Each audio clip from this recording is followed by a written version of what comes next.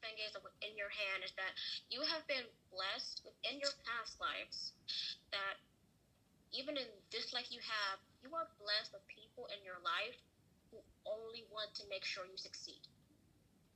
You're going to go through struggle, of course, but the struggle that you've gone through is going to make it better at the end.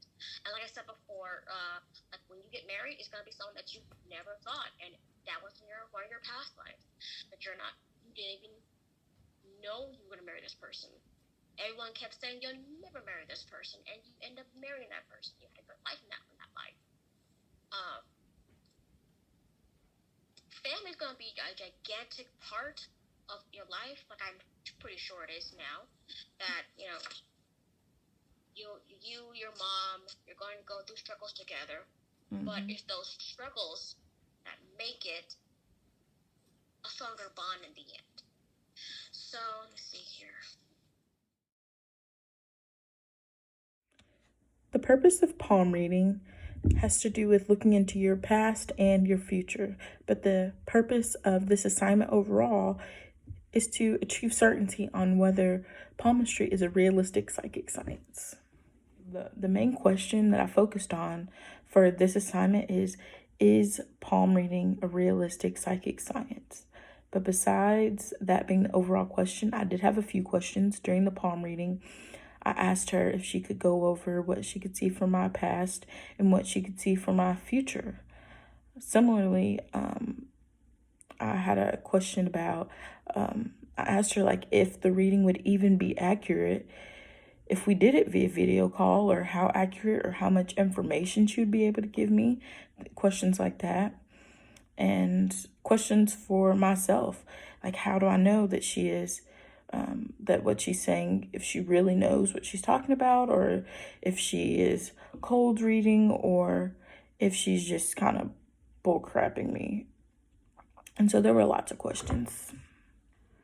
So to answer those questions, I had to listen intently to what she was telling me during the palm reading, and I had to listen to how she was saying things, the way that she worded things specifically, and just the information that she was telling me in general. She told me a little bit about the history of the people that I come from. She spoke on my relationship with my family currently and some of the values that I hold, along with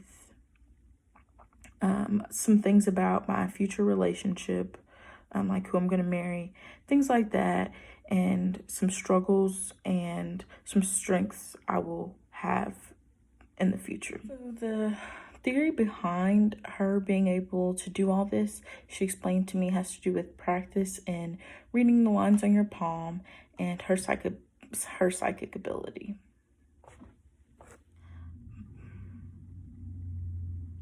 My assumption going into this was that she had no ulterior motive. And so I didn't think that she was trying to just tell me what I wanted to hear. She didn't charge me to do this, and she doesn't really get anything out of doing this palm reading for me. I originally planned on basing my decision on if palm reading was a realistic psychic science by keeping track of what she told me and seeing if it actually were to come true, and to think about the things in the past to see if those things were true. But in reality, what she told me about my future is pretty far off into the future. So what she suggested hasn't happened yet, so I can't measure that.